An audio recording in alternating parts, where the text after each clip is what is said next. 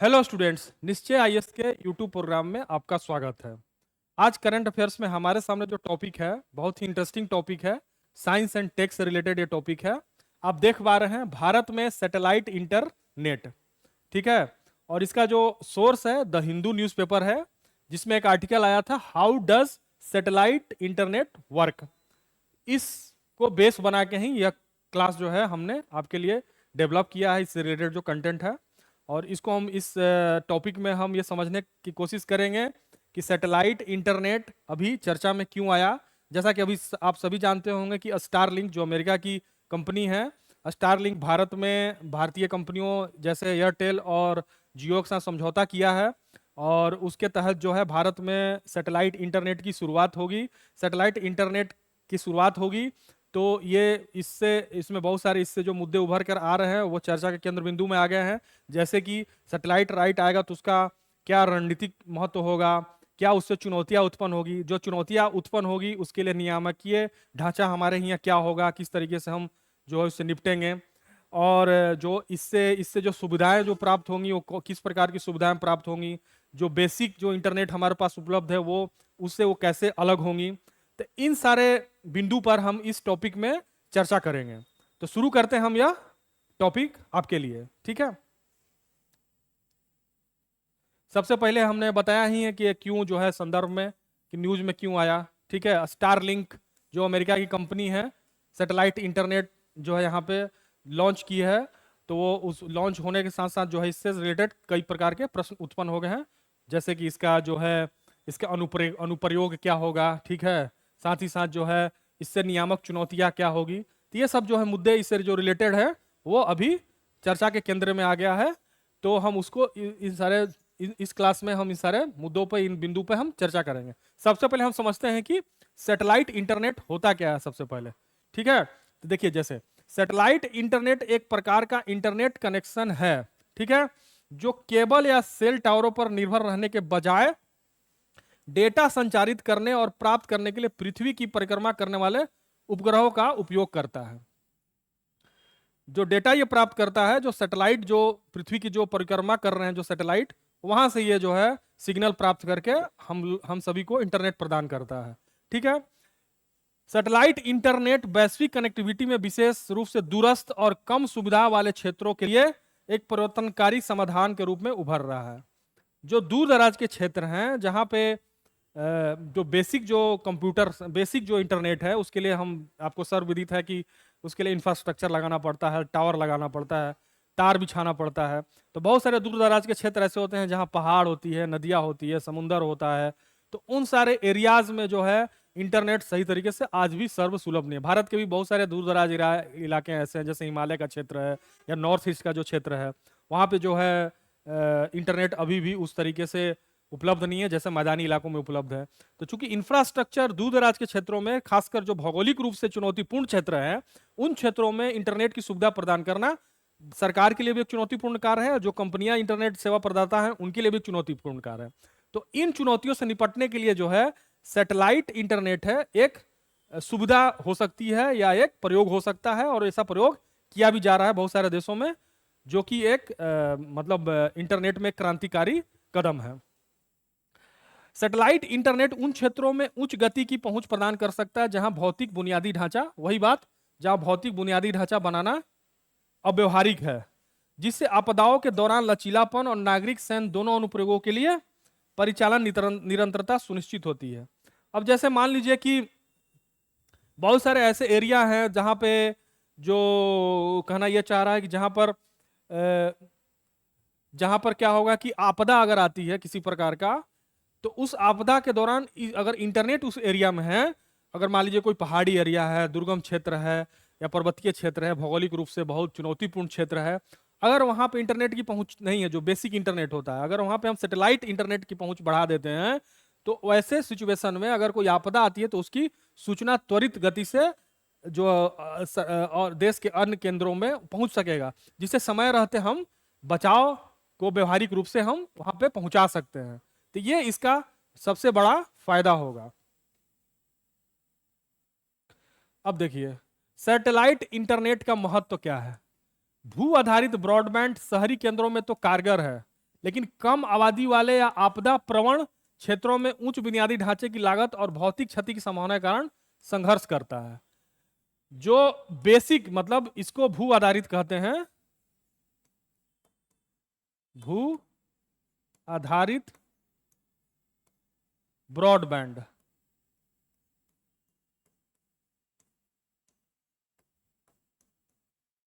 भू आधारित जो ब्रॉडबैंड है, जैसे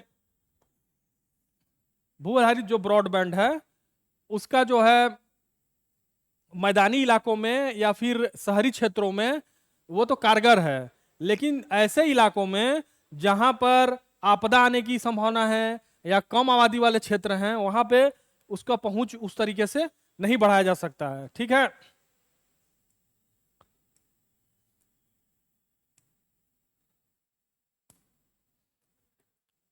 ये समझ लीजिए आप। उसी तरीके से सैटेलाइट इंटरनेट भूभाग की परवाह किए बिना कवरेज प्रदान करके आपात स्थितियों के दौरान तेजी से तैनात होकर और जहाजों विमानों जैसे दूर संचालन की सेवा करके इन बाधाओं को दूर करता है। ठीक है, वही बात जो मैं शुरू में बता रहा था, इसका महत्व पहले ही मैं बता चुका हूं, वही चीज ये भी कह रहा है। मेरे ख्याल से आप इसको समझ गए होंगे कि क्या महत्व है। अब देखिए प्रमुख विशेषताएं और दोहरे उपयोग की प्रकृति।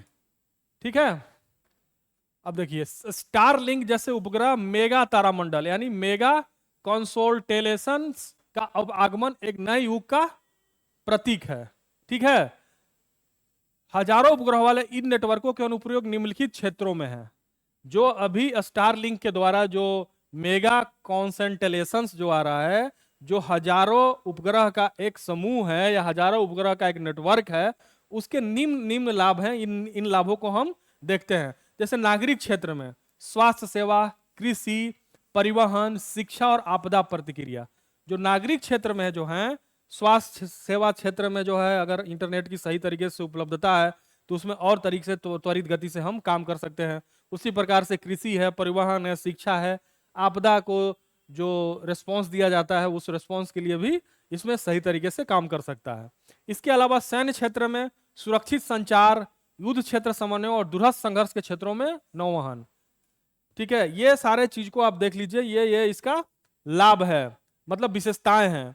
ये सुरक्षित संचार है, इसके द्वारा युद्ध क्षेत्र में समन्वय करना आसान हो जाएगा। मान लीजिए कि बॉर्डर इलाका, जैसे मान लीजिए कि राजस्थान का बॉर्डर इलाका है या फिर मान लीजिए कि हमारा नॉर्थ ईस्ट का बॉर्डर इलाका है, दूर दराज के क्षेत्र है, वहां पे क्या है कि इंटरनेट जो है उपलब्ध नहीं है। अगर वहां सैटेलाइट इंटरनेट उपलब्ध हो जाएगा सही तरीके से, तो वहां की जो सेना अगर युद्धरत है, मतलब युद्ध में इन्वॉल्व है, तो समन्वय जो होगा अच्छे तरीके से हो जाएगा, सूचनाओं का आदान प्रदान और फास्ट गति से होगा अगर सैटेलाइट इंटरनेट को सही तरीके से लागू किया जाता है और लाया जाता है। तो ये लाभ उसका होगा, ये विशेषता है। वैश्विक उदाहरण इसके महत्व को उजागर करते हैं। वायसेट ने हरिकेन हार्वे के दौरान आपदा राहत में मदद की, जबकि स्टारलिंक रूस यूक्रेन संघर्ष में यूक्रेनी रक्षा के लिए महत्वपूर्ण रहा है। अब ये जो वैश्विक जो कुछ उदाहरण हैं, जैसे वायसेट भी जो है एक प्रकार से जो है, आगे हम समझेंगे कि वायसेट किस उसमें पृथ्वी के किस कक्षा में ये वायसेट जो है इसका सैटेलाइट लगा हुआ है, और ये भी जो है एक सैटेलाइट इंटरनेट प्रदाता है जैसे स्टारलिंक है। तो वायसेट ने जो है हरिकेन हार्वे के दौरान आपदा राहत में त्वरित जो है इसके द्वारा सूचना पहुंचाया गया था। उसी प्रकार से यह कह रहा है कि स्टारलिंक जो है रूस यूक्रेन संघर्ष में यूक्रेनी रक्षा के लिए महत्वपूर्ण रहा। रूस यूक्रेन संघर्ष में जो भी, जैसे कि आप जानते हैं कि रूस ने यूक्रेन के बहुत सारे जो उसके जो क्या नाम है उसके जो बहुत सारे रक्षा प्रतिष्ठान थे या बहुत सारे जो उसके इंफ्रास्ट्रक्चर थे उसको नष्ट कर दिया था युद्ध में।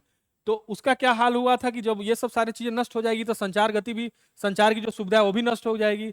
तो वैसे में जो है स्टारलिंक ने यूक्रेन में जो है अपनी सेवा उपलब्ध कराई, जिससे यूक्रेनी सेना को संचार करने में मदद मिला। तो ये एक दो उदाहरण है जिस उदाहरणों से आप समझा जा सकता है कि क्या इनकी उपयोगिता है। देखिए भारत में सेना ने सियाचिन ग्लेशियर जैसे रणनीतिक स्थानों पर उपग्रह इंटरनेट का उपग्रह उपयोग किया है। ठीक है, उपग्रह इंटरनेट आप जानते होंगे कि सेना के पास जो है सैटेलाइट फोन होता है। अब वो सैटेलाइट फोन और स्टारलिंक का जो सैटेलाइट फोन होगा या सैटेलाइट इंटरनेट होगा, क्या किस किन किन क्षेत्रों में वो अलग हैं दोनों से, वो हम बताएंगे, क्योंकि उनका अलग अलग टेक्निकलिटी है। तो हम अलग टेक्निकल जो पक्ष है अभी समझेंगे हम। ठीक है, हालांकि इसकी सीमाहीन प्रकृति जोखिम भी पैदा करती है, जैसा कि विद्रोही समूहों द्वारा तस्करी किए गए टर्मिनलों जैसे सैटेलाइट फोन, इंटरनेट टर्मिनल या रेडियो उपकरण के इस्तेमाल के मामलों में देखा गया है। अब ये कहना यह चाहता है कि बहुत सारे आतंकवादी संगठन जो हैं इन सैटेलाइट इंटरनेट का प्रयोग करके, जो कि दूसरे देशों से तस्करी करके लाया गया होता है, वो एक तरह से एक चुनौती है सुरक्षा के लिए भी और किसी भी देश के आंतरिक सुरक्षा के लिए। तो इसका जो है जो जो ये एक सीमाहीन प्रकृति है इस इंटरनेट का, जो सैटेलाइट इंटरनेट है, वो इसके लिए कहीं ना कहीं चुनौती प्रदान करती है किसी भी देश की सुरक्षा के लिए। अगर सैटेलाइट फोन मिल जाता है तो उसको ट्रेस करना बहुत मुश्किल होता है। सैटेलाइट फोन के कहाँ से वो सैटेलाइट फोन से संपर्क स्थापित कर रहा है जो आतंकवादी संगठन है, तो जो इंटरनल सिक्योरिटी की जो एजेंसियां होती है उसको टारगेट नहीं कर पाती हैं। तो ये एक बहुत बड़ी चुनौती है सैटेलाइट इंटरनेट के साथ। ठीक है, इसे न केवल एक बैकअप बल्कि विशिष्ट परिदृश्यों में एक संभावित प्राथमिक कनेक्टिविटी मोड बनाता है।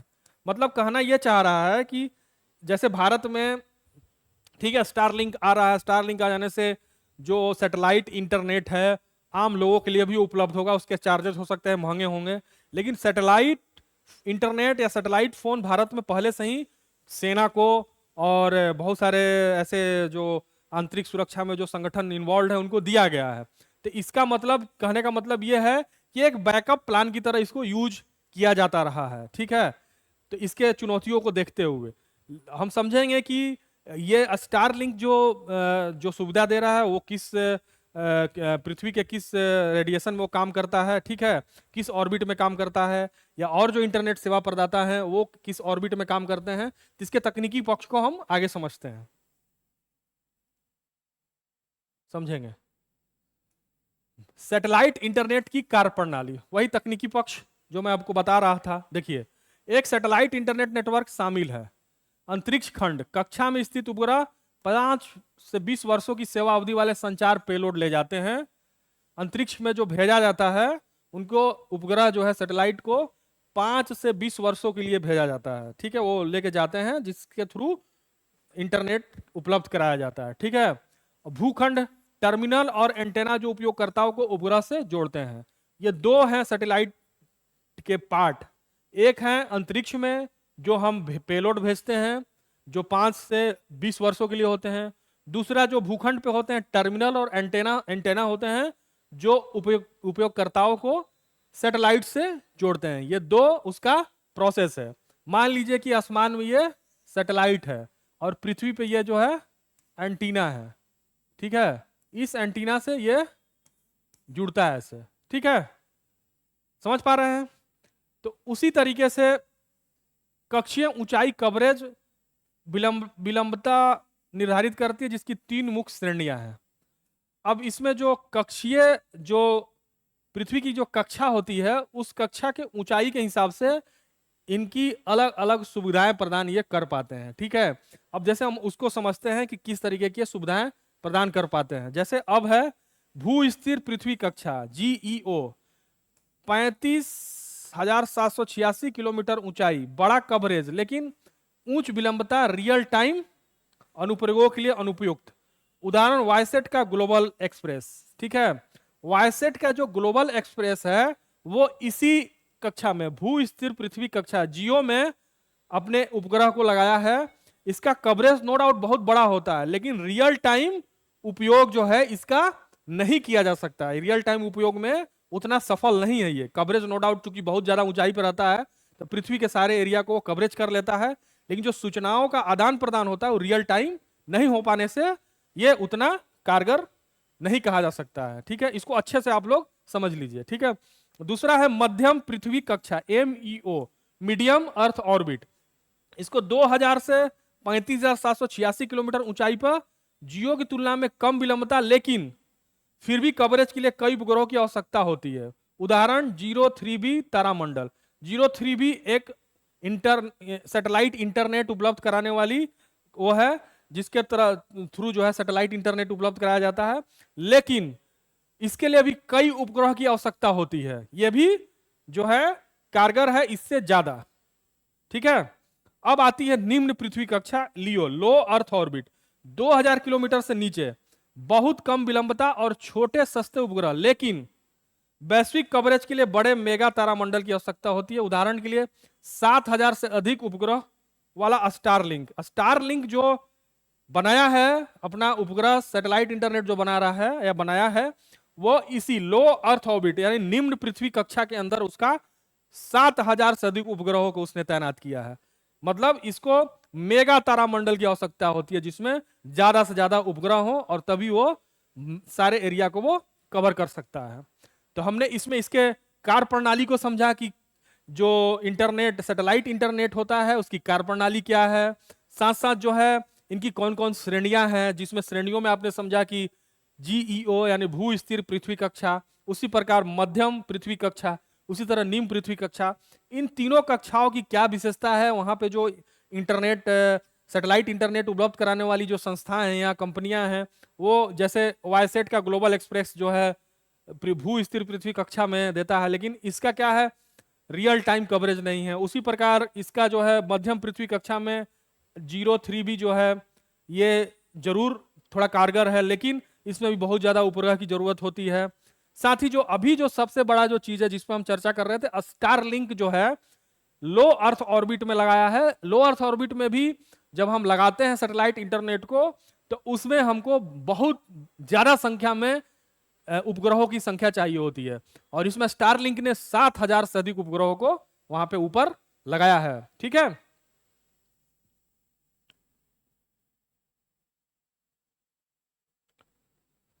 अब देखिए लियो मेगा तारामंडल और नवाचार। ठीक है, लियो तारामंडल जो है इसका नवाचार से क्या संबंध है, इसको हम समझ सकते हैं कि क्योंकि स्टारलिंक जो है इसी लो अर्थ ऑर्बिट में ही अपने सारे सैटेलाइट को तैनात किया। अच्छे से समझ लीजिए इसको। ठीक है, लियो तारामंडल ऑन बोर्ड प्रसंस्करण क्षमता वाले विशाल संख्या में उपग्रह का उपयोग करके अपने सीमित कवरेज को कम करते हैं।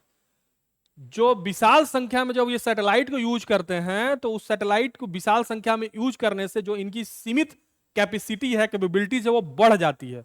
जब कैपेबिलिटीज बढ़ेगी तो ऑटोमेटिक जितने भी एरिया को जो कवर करेगा, तो वहां पे इंटरनेट की उपलब्धता बढ़ाई जा सकती है। ठीक है, ऑप्टिकल अंतर उपग्रह लिंक सीधे उपग्रह से उपग्रह संचार की अनुमति देते हैं, जिससे जमीनी स्टेशनों पर निर्भरता कम होती है और दक्षता में सुधार होता है। अब देखिए कि भाई जमीनी जो इंटरनेट है वो उससे ये बहुत ही फास्ट होगा, और उपग्रह से उपग्रह संचार होगा, जिससे बहुत त्वरित गति में हमको बहुत ज्यादा स्पीड वाला इंटरनेट मिल सकेगा, जिससे जमीनी स्टेशनों पर निर्भरता कम होती है। ठीक है, ये प्रणालियां उपग्रह के आकाश में तेजी से घूमने के दौरान निर्बाध सेवा सुनिश्चित करने के लिए अस्टियरेबल एंटेना का उपयोग करते हैं, जिससे उपग्रहों के बीच निर्बाध रूप से कनेक्शन स्थापित होते हैं। अब आपसे पूछा जा सकता है कि निर्बाध सेवा सुनिश्चित करने के लिए जो लियो मेगा तारामंडल है उसके अंतर्गत किस प्रकार का एंटीना का प्रयोग किया जाता है, तो उसका आंसर होगा ये अस्टियरेबल एंटीना का उपयोग करके अपने जो संचार का जो गति होता है उसको निर्बाध गति से चलाते हैं, निर्बाध गति से उपलब्ध कराते हैं। ठीक है, अब देखिए इसके चुनौतियां और रणनीतिक महत्व, इस पे चर्चा कर लेते हैं। इसका चुनौतियां, हालांकि मैं शुरू में जब इंट्रो दे रहा था तो संक्षेप में आपको बताया था कि चुनौतियों पर हम चर्चा करेंगे। देखिए चुनौतियां क्या है, हालांकि मैंने थोड़ा सा बताया भी था, जो इसका जो दोहरी जो क्षमता है उसमें एक बताया भी था कि किस तरीके से जो है क्या चैलेंज है। बहुत सारे आतंकवादी सैटेलाइट इंटरनेट का प्रयोग कर लेते हैं और जिसको जो है पकड़ना बहुत ही मुश्किल होता है, ये एक चुनौती था। हम और भी चुनौतियों को देखते हैं। देखिए हालांकि इसकी लागत स्थलीय ब्रॉडबैंड हार्डवेयर की लगभग $500 और सेवा के लिए $50 प्रति माह से अधिक है। दूरस्थ कनेक्टिविटी और रणनीति लचीलेपन के लाभ से इस निवेश को उचित ठहराते हैं। इसकी जो स्थलीय लागत है वो बहुत ज्यादा है, सबसे बड़ी चुनौती ये है। और $50 प्रति माह से अधिक है।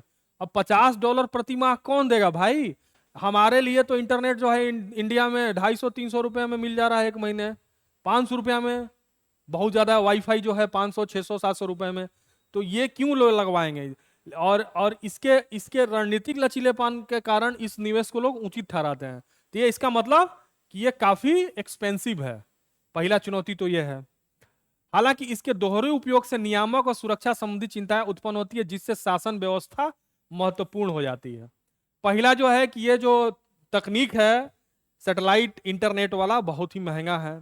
दूसरा, इसके दोहरे दोहरे उपयोग, मतलब एक तो मतलब हम नागरिक सेवा के लिए या पर्यावरण के लिए या और भी जो आपात सेवा होता है उसके लिए इसका हम बहुत त्वरित गति से उपयोग कर सकते हैं।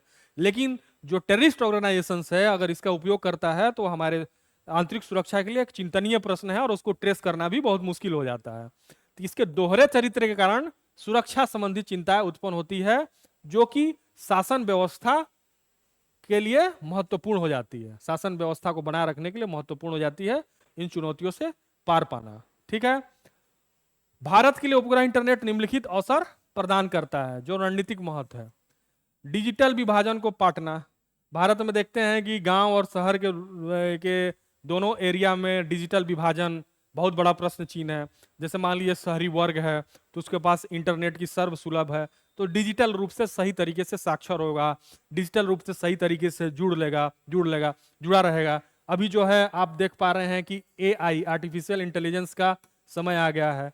तो एआई को वही समझेगा जो जो जो डिजिटली जो है साक्षर होगा। तो डिजिटली जो साक्षर वही होगा जिसके पास इंटरनेट या कंप्यूटर या इंटरनेट के जो अन्य साधन है वो उपलब्ध हो। तो गांव और शहरी एरिया में जो ये अंतर है, चूंकि नेटवर्क की उपलब्धता दूर दराज के क्षेत्रों में भी उपग्रह सैटेलाइट की विशेषता है तो आ जाती है, जिस वजह से ये अंतर समाप्त हो जाता है या इस अंतर को पाट देता है। ये आपदा प्रतिरोधक क्षमता को मजबूत करना। अब मान लीजिए कि कुछ ऐसे एरिया, जैसे शुरू में ही मैं उदाहरण देके समझाया कि जहां पे इंटरनेट की उपलब्धता है नहीं, जो सामान जो इंटरनेट है, तो वहां पे अगर इंटरनेट की उपलब्धता होगी तो किसी प्रकार की अगर आपदा होती है तो उसका त्वरित जो है सूचना का प्रसारण हो सकता है और त्वरित उस पर कार्रवाई की जा सकती है। राष्ट्रीय सुरक्षा क्षमताओं को बढ़ाना। अब मान लीजिए कि कोई सेना है, ठीक है, और सेना के पास जो सैटेलाइट इंटरनेट है, मान लीजिए वो नॉर्थ ईस्ट में है या कश्मीर सियाचिन में है, या फिर जो मान लीजिए कि राजस्थान पाकिस्तान के बॉर्डर कहीं मरुस्थल में उसकी ड्यूटी है, जहाँ पे इंटरनेट की उपलब्धता, जो सामान्य इंटरनेट की उपलब्धता है वो सीमित है। तो अगर वहाँ पे हम सैटेलाइट इंटरनेट की उपलब्धता बढ़ा देते हैं तो जाहिर सी बात है कि सेना का जो समन्वय होगा, सेना का जो कोऑर्डिनेशन होगा, सेना के बीच जो अलग अलग जो उसके जो डिपार्टमेंट होते हैं, पार्ट होते हैं, या सरकार से जो कम्युनिकेशन करना होगा वो त्वरित गति से हो पाएगी। तो ये सबसे बड़ा इसका एक लाभ है। इसके अलावा उपग्रह नेटवर्क अंतर्राष्ट्रीय शासन को आकार देने में महत्वपूर्ण निभाएगा। अंतर्राष्ट्रीय शासन को भी भाई मजबूत करेगा कि अंतर्राष्ट्रीय जो शासन है उनके तहत भी एक इसके तहत जो है अपने संचार का सही तरीके से उपयोग कर पाएंगे। तो इस टॉपिक में हमने समझा कि किस प्रकार से स्टारलिंक जो है भारत में सैटेलाइट इंटरनेट की शुरुआत करेगी। ठीक है, सैटेलाइट इंटरनेट है क्या, सैटेलाइट इंटरनेट के प्रणालियों को हमने समझा, सैटेलाइट इंटरनेट की क्या रणनीतिक चुनौतियां है उसको समझा। ठीक है, और सैटेलाइट इंटरनेट का भारत के लिए किस प्रकार का अवसर है उसको भी समझा। तो इन सारे बिंदुओं को हमने इस टॉपिक में डील किया। आशा है कि आपको टॉपिक अच्छे से समझ में आई होगी, और अगर आपको यह टॉपिक अच्छे से पसंद आया और समझ में आया और आपको रुचिकर लगा तो लाइक कमेंट करना ना भूलें, और चैनल को फॉलो करना ना भूलें, और फॉलो करने के बाद बेल आइकन को भी दबाना ना भूलें, ताकि अगर कोई अपडेट आता है तो आपको रियल टाइम अपडेट मिल सके। देखिए रियल टाइम अपडेट का क्या वैल्यू है कि हम जो है बेसिक इंटरनेट से सैटेलाइट इंटरनेट की ओर बढ़ रहे हैं। इसी के साथ हम जो है आपसे विदा लेते हैं। मिलते हैं नेक्स्ट क्लास में। Thank you so much.